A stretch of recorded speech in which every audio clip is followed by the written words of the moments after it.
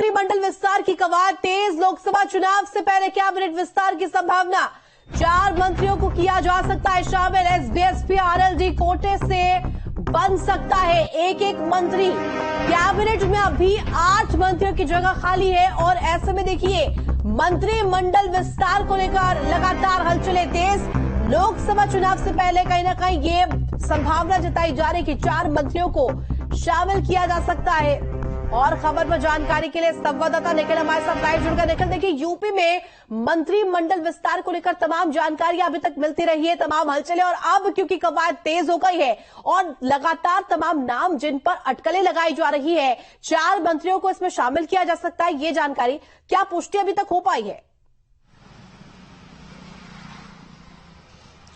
देखिए, ये बात तय है कि मंत्रिमंडल का विस्तार होना है लोकसभा चुनाव से पहले। ये भी माना जा रहा है कि अगले 1-2 दिनों में इस मंत्रिमंडल के विस्तार की रूपरेखा सबके सामने आ जाएगी। उसके पीछे कारण ये है कि पिछले लंबे समय से मंत्रिमंडल विस्तार प्रस्तावित है। कई ऐसे नेता है जिनको मंत्रिमंडल में जगह दी जानी है, लेकिन जो है लगातार एक के बाद एक जो है भारतीय जनता पार्टी की इवेंट या तो राज्यसभा चुनाव को देखते हुए ये जो मंत्रिमंडल विस्तार था इसको एक्सटेंड किया जाता रहा है। अब लेकिन चूंकि चुनाव बेहद नजदीक आ गया है और जिन लोगों को मंत्रिमंडल में शामिल किया जाना है उनमें कई ऐसे नेता है जिनका विरोध भी अब देखने को मिल रहा है। लिहाजा ये माना जा रहा है कि जो है वो अगले 1 से 2 दिन के अंदर ही मंत्रिमंडल का विस्तार हो सकता है। उसमें सबसे बड़ा अगर कोई नाम है तो ओम प्रकाश राजभर।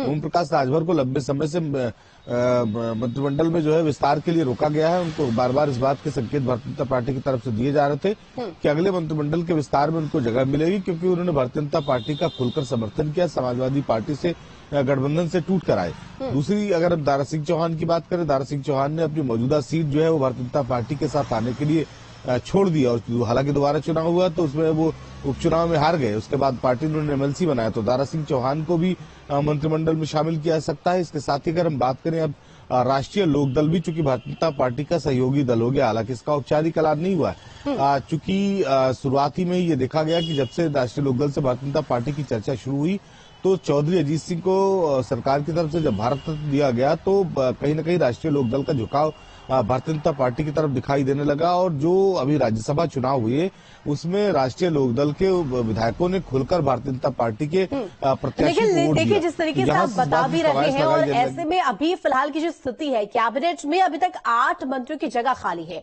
और ये भी संभावना है कि एक मंत्री एसबीएसपी और आरएलडी कोटे से बन सकता है। तो ऐसे में इसके मायने क्या निकाले जाए, क्योंकि देखिए सहयोगी दलों को कहीं ना कहीं साथ लेकर बीजेपी अभी तक चलती आई है, तो क्या 24 के लिहाज से इसके भी कई मायने निकाले जाए? देखिए, निश्चित तौर पर ये लोकसभा चुनाव से पहले की रणनीति है, चूंकि राष्ट्रीय लोकदल पश्चिम में अपनी अच्छी पकड़ रखता है। और जब राष्ट्रीय लोकदल समाजवादी पार्टी और कांग्रेस के साथ इंडिया गठबंधन में गया था तब भी भारतीय जनता पार्टी लगातार ये चाह रही थी, इसका प्रयास कर रही थी कि राष्ट्रीय लोकदल भारतीय जनता पार्टी के साथ गठबंधन में आए। अब जब भारतीय जनता पार्टी के साथ राष्ट्रीय लोकदल आ चुका है, खाली औपचारिक ऐलान बाकी है, तो ऐसे में पश्चिमी उत्तर प्रदेश में अपनी पकड़ बनाने के लिए भारतीय जनता पार्टी अपने सहयोगी दल के साथ एक मंत्रिमंडल में राष्ट्रीय लोकदल के किसी विधायक को जगह दी जा सकती है, ये बात बिल्कुल तय। ओम प्रकाश राजभर के भी साथ है, यही बात है। पूर्वांचल के तमाम जिलों में उनकी अच्छी पकड़ है और ऐसे में उम्मीद इस बात की है कि पूर्वांचल में जो है एसबीएसपी का साथ भारतीय जनता पार्टी को मजबूती के साथ मिल सके, इसलिए ओम प्रकाश राजभर को भी मंत्रिमंडल में जगह दी जाएगी।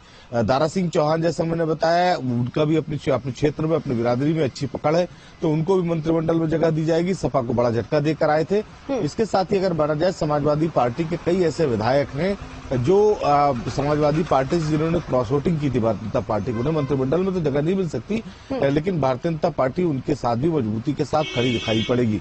तो आने वाले 1-2 दिनों में जो लोकसभा चुनाव होगा उसमें निश्चित निखिल, और मैं चाहूंगी कि आप तमाम हलचलों को लेकर जानकारी हमें देते रहे, दर्शकों को देते रहे। फिलहाल बहुत शुक्रिया तमाम जानकारी के लिए। बढ़ेंगे आगे। आज जारी हो सकती है बीजेपी की पहली लिस्ट में लगभग